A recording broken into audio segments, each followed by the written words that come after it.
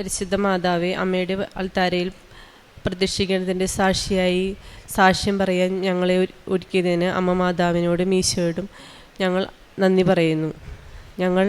എൻ്റെ പേര് സുജിത. ഞാൻ അങ്കമാലി കാലടി. എൻ്റെ ഹസ്ബൻഡ്, മക്കൾ, ഞങ്ങൾക്ക് 3 മക്കളാണ്. ഒരാൾ വന്നിട്ടില്ല. ഞാൻ വരുന്നത് അങ്കമാലി കാലടി കാഞ്ഞൂരിൽ നിന്നാണ്. ഞാൻ ആദ്യമായി ഉടമ്പടി എടുത്തത് ജനുവരി 12, 2023 ജനുവരി 12-12 എൻ്റെ ചേച്ചി വഴിയാണ് ഞാൻ ഇവിടെ കൃപാസനത്തിൽ ആദ്യമായി വന്നത്. ഇവിടെ സാക്ഷ്യം പറയാൻ ഞാൻ വൈകതിയിൽ ഈശോയോടും മാതാവിനോടും ഞാൻ മാപ്പ് ചോദിക്കുന്നു. എൻ്റെ ആദ്യത്തെ സാക്ഷ്യം എന്ന് പറയുന്നത്, ഞങ്ങൾ ഉടമ്പടി എടുത്ത് അന്ന് വൈകുന്നേരം വീട്ടിൽ ചെന്ന് പ്രാർത്ഥിച്ചു കൊണ്ടിരുന്നപ്പോൾ, സന്ധ്യാപ്രാർത്ഥന കഴിഞ്ഞ് ബൈബിൾ വായിച്ചു കൊണ്ടിരുന്നപ്പോൾ വലിയൊരു സുഗന്ധാഭിഷേകത്തോടെ മാതാവ് ഞങ്ങളെ അനുഗ്രഹിച്ചു. പിന്നെ പലപ്പോഴായി പച്ചത്തിരിയിലും നീലത്തിരിയിലും മാതാവിൻ്റെ പല രൂപങ്ങൾ ഞങ്ങളെ കാണിച്ചു തന്ന മാതാവ് ഞങ്ങളെ അനുഗ്രഹിച്ചു. പിന്നെ രണ്ടാമത്തെ സാക്ഷ്യം എന്ന് പറയുന്നത് എൻ്റെ കുഞ്ഞിനെ കുറിച്ചുള്ള സാക്ഷ്യമാണ്. എൻ്റെ കുഞ്ഞ് ഞാൻ ഉടമ്പടി എടുത്ത് ജൂലൈ മാസത്തിൽ ഞാൻ പ്രഗ്നൻ്റായി. 3 മാസമായപ്പോഴാണ് ഞാൻ പ്രഗ്നൻ്റ് ആണെന്ന് അറിഞ്ഞത്. അപ്പോൾ തന്നെ എനിക്ക് BP വളരെ കൂടുതലായിരുന്നു. BP കൂടിയിട്ട് എനിക്ക് പല ഹൈ റിസ്ക് പ്രഗ്നൻസിയാണ് പറഞ്ഞത്. പിന്നെ ഞാൻ ഹോസ്പിറ്റലിൽ പോയി അഡ്മിറ്റ് ആകും, വീട്ടിൽ വരും, അങ്ങനെയായിരുന്നു. പിന്നെ 5ാമത്തെ സ്കാനിങ്ങിൽ കുഞ്ഞിൻ്റെ ഹാർട്ടിന് മുകളിൽ ഒരു തടിപ്പ് പോലെ കണ്ടു. ഡോക്ടർ പറഞ്ഞു അമൃത ഹോസ്പിറ്റലിൽ പോയി സ്കാൻ ചെയ്യണമെന്ന് പറഞ്ഞു. ഞങ്ങൾ വളരെ വിഷമത്തോടെ മാതാവിനോട് മുട്ടിപ്പായി പ്രാർത്ഥിച്ച് വിശുദ്ധ തൈലവും ഉപ്പും കഴിച്ച് വിശുദ്ധ തൈലം എൻ്റെ വയറ്റിൽ പുരട്ടി ഞാൻ മാതാവിനോട് പ്രാർത്ഥിച്ചു. അതിൻ്റെ അനുഗ്രഹത്തിൽ ഞാൻ അമൃത ഹോസ്പിറ്റലിൽ ചെന്ന് സ്കാൻ ചെയ്തപ്പോൾ കുഞ്ഞിൻ്റെ ഹാർട്ടിന് മുകളിലുള്ള തടിപ്പ് മാറിപ്പോയതായി ഡോക്ടർ പറഞ്ഞു. അങ്ങനെ ഒരു തടിപ്പ് അവിടെ ഇല്ല എന്ന് ഡോക്ടർ പറഞ്ഞു. അത് വളരെ മാതാവ് ഞങ്ങളെ അനുഗ്രഹിച്ചെന്ന് മാതാവിനോട് ഞങ്ങൾ നന്ദി പറയുന്നു. 7ാം മാസത്തിൽ ഇതുപോലെ സ്കാനിങ് ചെയ്തപ്പോൾ തന്നെ ഞങ്ങളുടെ അടുത്ത് പറഞ്ഞു അമ്മയിൽ നിന്നുള്ള കുഞ്ഞിലേക്കുള്ള ബ്ലഡ് സർക്കുലേഷൻ കുറവാണെന്നും അപ്പോൾ തന്നെ കുഞ്ഞിനെ ഓപ്പറേഷൻ ചെയ്ത് പുറത്തെടുക്കണമെന്ന് പറഞ്ഞു. ഞങ്ങൾ വളരെ വിഷമിച്ചു.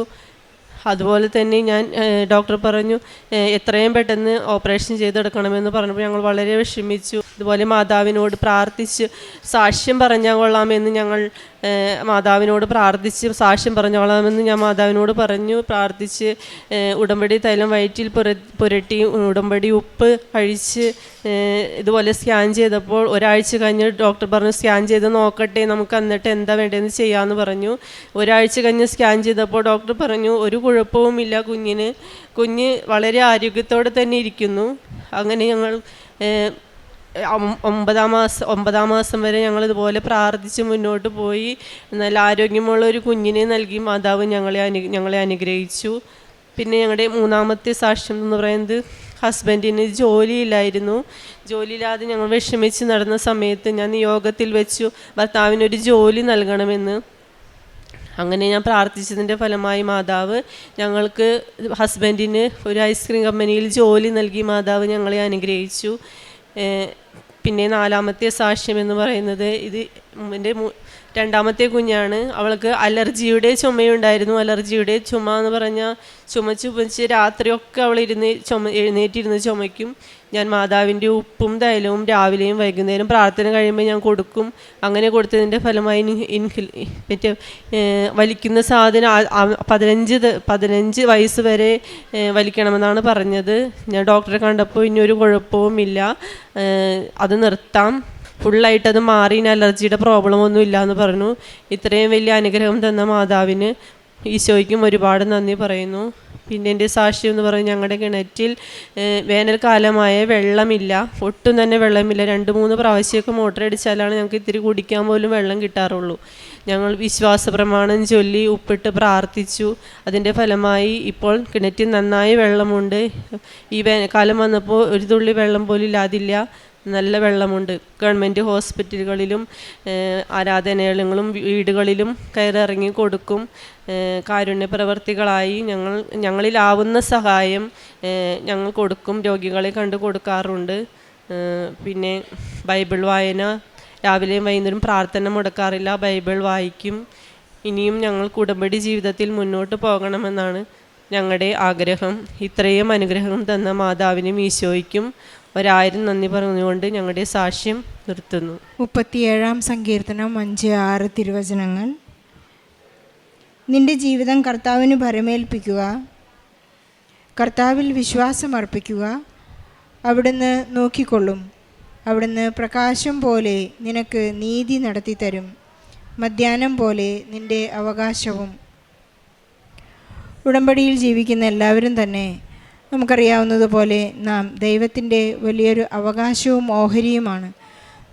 ഇതൊരു ബയലാട്രൽ അഗ്രിമെൻ്റ് ആയതുകൊണ്ട് 2 വ്യക്തികൾ തമ്മിൽ, ദൈവവും ഞാനും തമ്മിലുള്ള ഒരു ഉടമ്പടി ആയതുകൊണ്ട് തന്നെ നമുക്കുള്ള ഒരു അവകാശവും ഓഹരിയും പരസ്പരം പൂരകമാണ്. ദൈവം നമുക്ക് ഓഹരിയും അവകാശവുമാണ്. നാം ഓരോരുത്തരും ദൈവത്തിൻ്റെ അവകാശവും ഓഹരിയുമാണ്. ആ ഓഹരിയിൽ ലഭിച്ച അനുഗ്രഹങ്ങളെക്കുറിച്ചാണ് ഇപ്പോൾ ഇവിടെ സുജിത ഏറ്റുപറഞ്ഞത്.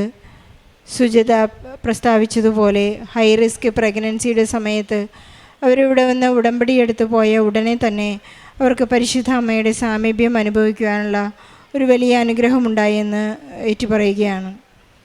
അവരുടെ ഇവിടുത്തെ നേർച്ച വസ്തുവായ തിരിയൽ, ഉടമ്പടി തിരിയൽ അവർക്ക് പരിശുദ്ധ അമ്മയുടെ സാമീപ്യം, ആ ഒരു അത്ഭുത ദൃശ്യം അവർക്ക് പരിശുദ്ധ അമ്മയെ കാണാൻ സാധിച്ചു. അതുപോലെ തന്നെ അതോടൊപ്പം അവർക്ക് സുഗന്ധാഭിഷേകവും നൽകി പരിശുദ്ധ അമ്മ അവരെ അനുഗ്രഹിച്ചു. ഇങ്ങനെയുള്ള അടയാളങ്ങളെല്ലാം പരിശുദ്ധ അമ്മ നമ്മുടെ കൂടെയുണ്ട് എന്ന് നമ്മെ അറിയിക്കുന്നതാണ്.